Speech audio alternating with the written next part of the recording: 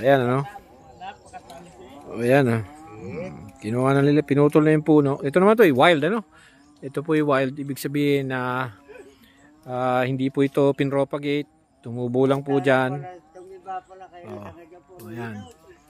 Oy, daan-daan lang kayo sa kakakain dyan. Gagawing suka yan. No? Baka mangyari, sanga yung matera. So, ayan po. Hindi mapigilan ng mga tao. Kasi manamis-namis po yung hinog niyan.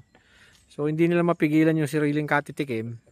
Ayan, marami naman yan. Mai-impatyo naman siguro kayo dyan sa sobrang dami.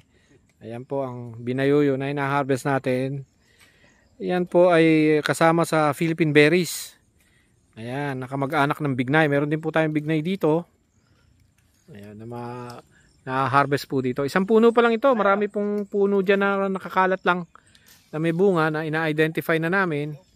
At sinisimula na namin ina-harvest. At siyempre ginagawa po naming suka para matikman naman. So ayun, ano. Mula po dito sa Makabaklay, Nueva Ecija. At ayan. O yan, sige, putulin nyo lang yung sanga din na tatanggalan natin ng ano.